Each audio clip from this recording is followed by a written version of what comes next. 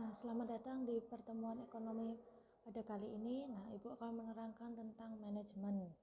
Nah, dalam pertemuan ini kita akan mulai dari pengertiannya terlebih dahulu.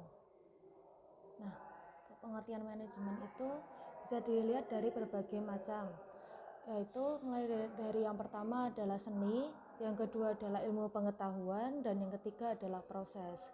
Kita akan melihat dari yang pertama dahulu. Untuk seni, nah, seni ini adalah dikemukakan oleh Mary Parker Follett. Nah, oleh Mary Parker Follett ini di manajemen sebagai seni itu yaitu bagaimana seni menyelesaikan pekerjaan melalui orang lain. Lalu yang kedua adalah pengetahuan. Jadi ini dikemukakan oleh Luther Gulick. Nah, menurut Luther Gulick, manajemen itu adalah bidang pengetahuan yang berusaha secara sistematis memahami mengapa dan bagaimana manusia bekerja sama untuk menghasilkan sesuatu yang bermanfaat bagi kemanusiaan.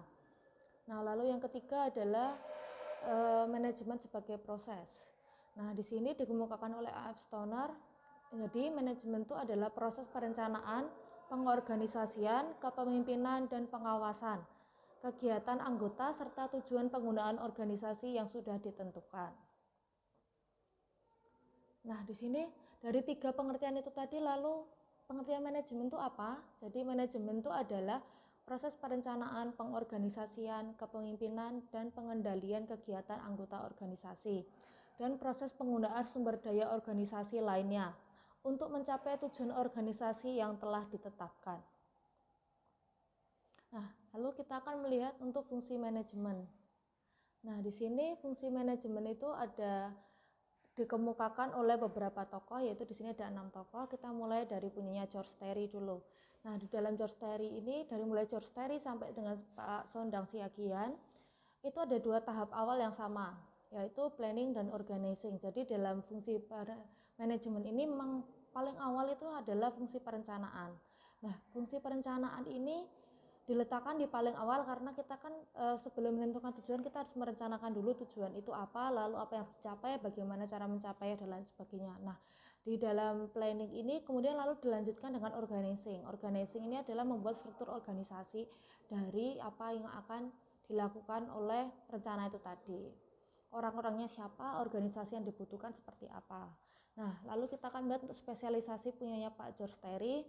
Nah, di sini setelah orangnya itu sudah dipilih, sudah dibuat struktur, lalu dilaksanakan. Nah, setelah dilaksanakan lalu dikontrol. Nah, di sini untuk tujuan akhir seperti anak-anak bisa lihat dari mulai George Terry Pak sampai dengan Sondang Siagian itu semuanya sama, yaitu ada fungsi controlling di akhir. Lalu kita lihat untuk Henry Fayol. Nah, untuk dua tahapan awal Ibu tidak perlu menjelaskan lagi karena sama semua. Nah, di sini punya Henry Fayol itu ada motivating dan juga conditioning. Nah, dimotivasi setelah orangnya itu sudah dipilih, distrukturisasi, lalu dimotivasi. Lalu kemudian setelah dimotivasi apa? Dikondisikan dengan kondisi yang tepat. Maka orang itu nanti akan bekerja sesuai dengan tujuan yang akan dicapai oleh perusahaan atau organisasi. Nah, lalu di sini punya Pak Ernest Dale ini setelah di organisasi orangnya, dibuat struktur organisasi, lalu di staffing, menempatkan orang-orang yang tepat. Lalu setelah itu dipimpin, lalu setelah itu diinovasi. Jadi mereka itu setelah dipimpin lalu diminta untuk menginovasi cara kerjanya. Lalu setelah itu mereka mempertanggungjawabkan dengan dipresentasikan. Lalu setelah itu lalu dikontrol. Lalu kita pindah untuk ke Cons and Donnell. Cons and O'Donnell itu di sini sama dengan Ernest yang tahapan ketiga, yaitu ada penempatan.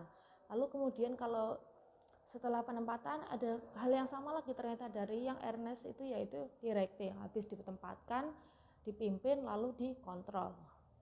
Nah, lalu kita melihat untuk Pak William Newman itu setelah organizing, lalu di sini adalah menggabungkan sumber daya alam dan juga manusia yang ada.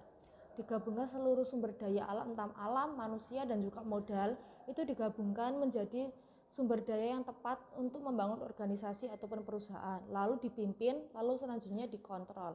Nah, hal yang berbeda itu punya Pak Sondang Siagian.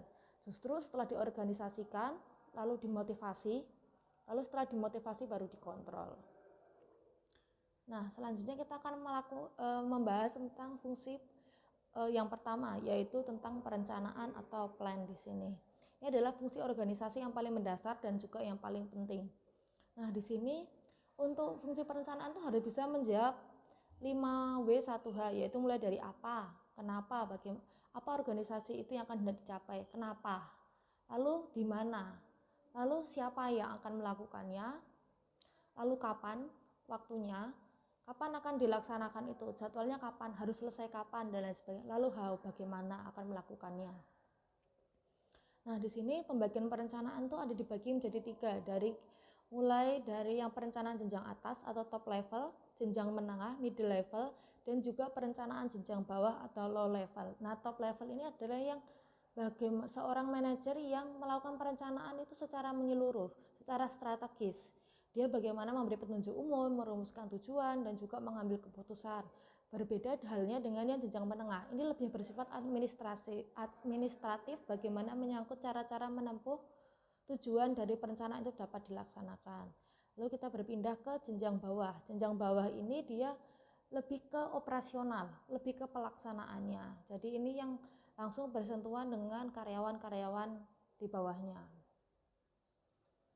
Lalu di sini syarat perencanaan itu ada beberapa, mulai dari tujuannya itu harus jelas. Lalu sederhana, tidak usah yang muluk-muluk, yang bisa jelas dilaksanakan. Lalu yang ketiga adalah memuat analisis. Jadi kalau itu ada job deskripsinya, itu analisisnya apa atas pekerjaannya itu, setiap orang yang direncanakan, setiap tugas, setiap jabatan direncanakan itu sudah jelas pekerjaannya apa. Lalu kemudian fleksibel, jika ada suatu permasalahan maka itu bisa langsung ditangani. Ada opsi yang lain, ada rencana backupan yang lain. Lalu kemudian adalah memiliki keseimbangan antara tujuan. Jadi kalau kita sudah punya rencana itu juga harus bertanggung jawab, enggak terus kita mulai rencana tapi tidak bertanggung jawab. Lalu yang terakhir adalah memiliki kesan bahwa segala sesuatu telah tersedia dan dapat dilaksanakan. Nah, lalu manfaat perencanaan. Manfaat perencanaan itu yang pertama adalah membuat pelaksanaan tugas yang menjadi tepat dan kegiatan tiap unit akan terorganisasi menuju arah yang sama. Lalu yang kedua adalah perencanaan disusun berdasarkan penelitian yang akurat. Lalu yang ketiga adalah perencanaan memuat standar-standar dan batasan-batasan tindakan dan biaya. Seperti ketika anak-anak sekalian membuat proposal acara atau rencana seperti yang sedang kalian lakukan, membuat bisnis plan, di situ kan ada bagaimana biaya-biaya itu juga tercantum di dalam perencanaan. Nah, lalu yang terakhir adalah perencanaan dapat digunakan sebagai pedoman melaksanakan kegiatan. Lalu kita akan melihat tentang bagian fungsi yang kedua, yaitu pengorganisasian. Nah, di dalam fungsi pengorganisasian ini adalah keseluruhan proses pengelompokan orang-orang, alat-alat, tugas, tanggung jawab, dan wewenang. Sedemikian rupa sehingga tercipta suatu kesatuan yang dapat digerakkan dalam rangka mencapai tujuan. Nah, di sini unsur organisasi itu ada 3. Yang pertama adalah sekelompok manusia yang diarahkan untuk bekerja sama. Lalu yang kedua adalah melakukan kegiatan yang telah diterapkan. Lalu yang ketiga adalah kegiatan diarahkan untuk mencapai tujuan. Jadi orangnya itu ada. Lalu yang kedua adalah dia itu sudah punya kegiatan yang akan diterapkan. Lalu yang ketiga adalah diarahkan untuk mencapai tujuan yang telah dibuat di awal. Nah, lalu kenapa harus membuat pengorganisasian? Ternyata ada manfaatnya. Manfaatnya itu yang pertama adalah memungkinkan pembagian tugas sesuai dengan keadaan perusahaan. Lalu yang kedua adalah menciptakan spesialisasi dalam melaksanakan tugas. Yang ketiga adalah anggota organisasi mengetahui tugas-tugas yang akan dikerjakan dalam rangka mencapai tujuan. Yang ketiga ini cukup penting ya. Jadi kalau orang itu dalam organisasi tidak tahu tugasnya atau apa, maka orang itu kan bingung melakukan apa.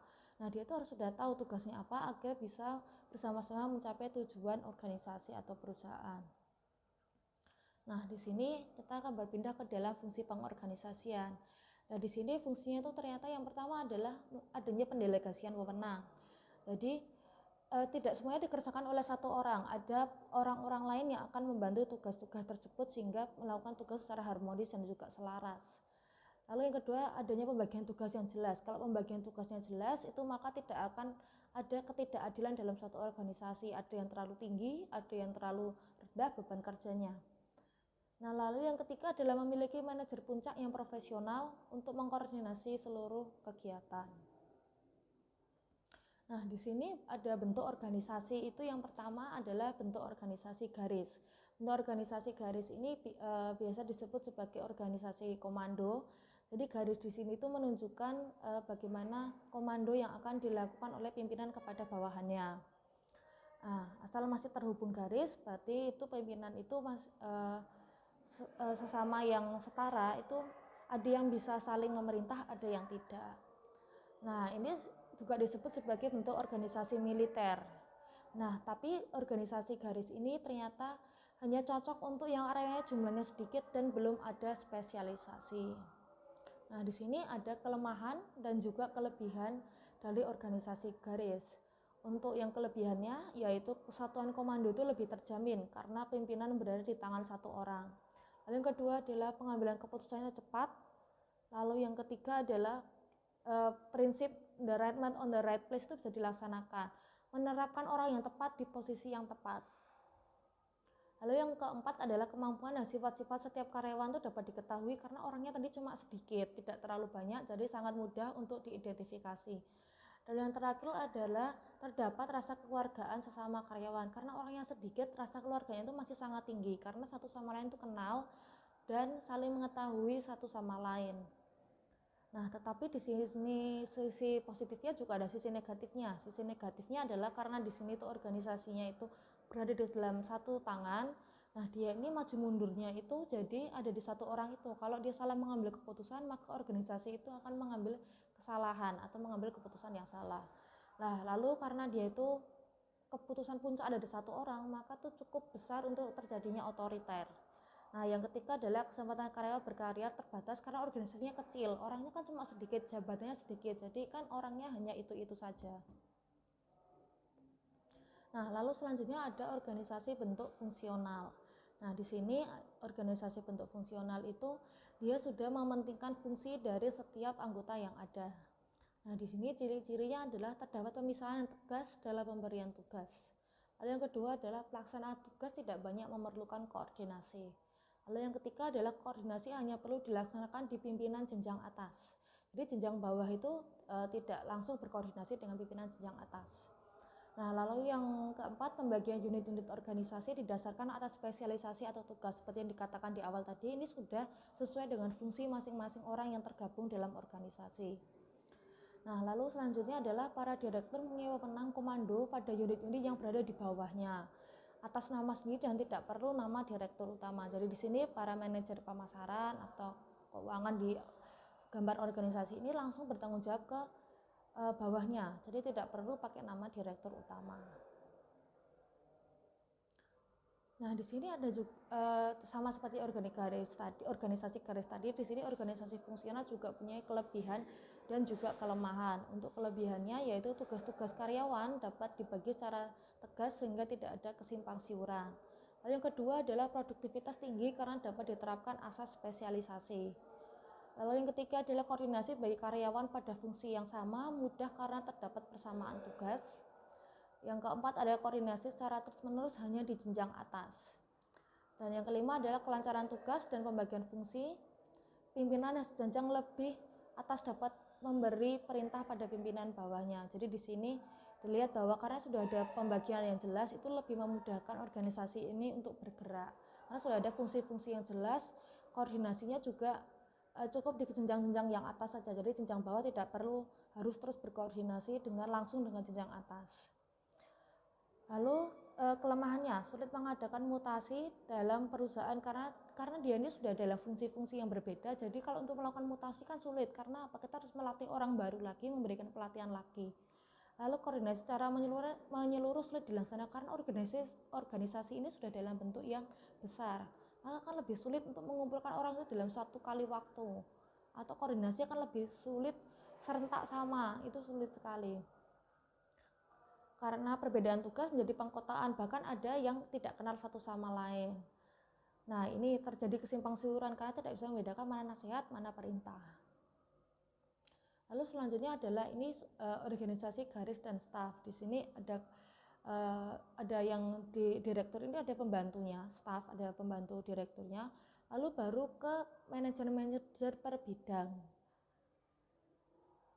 Nah, lalu kita akan melihat untuk kelebihan dan kelemahannya. Karena ini itu sudah dalam organisasi yang cukup lebih cakupannya lebih besar dari fungsi, maka ini untuk bisa dilaksanakan untuk organisasi yang besar dan juga rumit. Lalu pembagian tugas yang jelas antara pimpinan, staf, dan pelaksana tidak saling rancu satu sama lain. Lalu lebih mengarah pada prinsip spesialisasi. Lalu kemudian adalah the right man on the right place, itu lebih mudah dilaksanakan, menempatkan orang yang tepat di posisi yang tepat. Lalu pengambilan keputusan lebih rasional karena tidak diambil oleh satu orang. Dan ada para penasehatnya. Lalu kemudian adalah koordinasi dapat berjalan dengan baik karena telah mempunyai bidang masing-masing. Nah, lalu kelemahannya adalah rasa solidaritas kurang karena antar individu dalam organisasi tidak selalu saling mengenal. Dan selanjutnya adalah pelaksanaan sering bingung untuk membedakan mana nasihat dan mana perintah. Lalu kita pindah ke pelaksanaan. Nah, di pelaksanaan ini kenapa manusia itu dapat bertindak, berlaku, memenuhi kebutuhan dan lain sebagainya, itu ternyata ada alasannya, yaitu diambil dari diagram Maslow ini, diambil dari yang paling bawah sampai yang piramida yang paling atas. Kita memenuhi dari kebutuhan dasar dulu, yaitu kebutuhan fisik. Kenapa orang itu bekerja, kenapa orang itu bersekolah dan lain sebagainya, itu ternyata ada kebutuhan fisik yang dipenuhi. Setelah kebutuhan fisik terpenuhi, maka orang itu akan memenuhi kebutuhan keamanan. Setelah kebutuhan keamanan terpenuhi, maka orang itu akan memenuhi kebutuhan cinta dan kasih sayang. Lalu habis itu adalah yang dipenuhi apa? Keeksisan diri. Lalu setelah itu adalah aktualisasi diri. Jadi orang bertindak itu selama ini adalah ada alasan-alasan setiap orang bertindak itu kalau diambil dalam diagram Maslow itu seperti ini. Lalu di sini ada 3 gaya kepemimpinan, yaitu ada otoriter, demokratis, dan bebas. Di sini kalau otoriter itu dia mengambil keputusan tanpa melibatkan bawahannya. Apa yang diambil oleh pimpinan itu adalah keputusan yang paling benar. Nah, berbeda dengan halnya dengan demokratis. Demokratis ini mempertimbangkan keputusan bawahan. Dia mengambil suara terbanyak, lalu keputusan itu menjadi dipahami bersama-sama, diambil keputusannya bersama-sama. Lalu yang ketiga ini bebas, berbeda lagi dengan yang bebas ini, dia bebas menyerahkan keputusannya kepada bawahannya. Lalu selanjutnya adalah pengawasan. Nah, dalam pengawasan ini adalah di tahapan akhir atau controlling. Ini bagaimana organisasi itu pada di akhirnya orang yang bekerja atau prosesnya itu diawasi. Ada pengawasan, ada evaluasinya. Nah, dalam pengawasan itu akan berjalan efektif jika yang pertama adalah mempunyai jalur atau urut-urutan yang jelas. Harus punya jalur di mana tuh terjadi kesalahan itu ada di mana. Dia tuh seorang manajer tuh harus bisa tahu paling sering terjadi kesalahan itu ada di mana dan dia bisa mengidentifikasi itu. Lalu adanya penetapan waktu atau scheduling. Jadi dia harus memiliki waktu pengawasan itu yang tetap. Jadi tidak boleh sekali 3 bulan sekali, sesekali 6 bulan sekali, sesekali 1 tahun sekali, tapi tetap continue, misalnya 1 tahun sekali, 6 bulan sekali. Lalu perintah itu dilaksanakan. Nah, ini agar pekerjaan itu selesai pada waktu yang tepat. Dan yang terakhir adalah tindak lanjut. Kalau ada kesalahan itu seperti apa, kalau itu benar juga harus seperti apa, ada follow up-nya. Jadi orang bekerja itu, oh aku salah, oh aku benar, itu ada tindak lanjutnya. Lalu kita lanjut ke prinsip dan unsur manajemen. Nah, prinsip dan unsur manajemen ini ada 14, dimulai dari yang pertama yaitu pembagian pekerjaan. Lalu yang kedua adalah adanya wewenang, lalu adanya disiplin, kesatuan perintah, kemudian kesatuan arah, mengutamakan kepentingan bersama di atas kepentingan pribadi, lalu pemberian upah, pemusatan dan sentralisasi, jenjang jabatan, tata tertib, kesamaan, kestabilan staf, inisiatif, dan juga semangat korps. Nah, lalu kita akan bicara tentang unsur manajemen. Nah, unsur manajemen itu biasa disingkat dengan 5M, yaitu mulai dari manusianya, yang pertama manusianya, lalu uangnya, modalnya itu seperti apa, lalu material bahan bakunya, berbicara tentang bahan baku, lalu kemudian mesin yang membantu dalam organisasi itu, dan yang terakhir adalah caranya bagaimana manajemen itu melaksanakan. Nah, kalau diibaratkan ini sebuah pabrik roti, maka orangnya itu adalah misalnya buruhnya, modalnya berapa, materialnya tepung, telur, dan lain sebagainya. Lalu mesinnya apa saja yang digunakan dalam pembuatan roti, lalu metodenya apa. seperti itu. Nah, terima kasih atas perhatiannya, Ibu ucapkan terima kasih.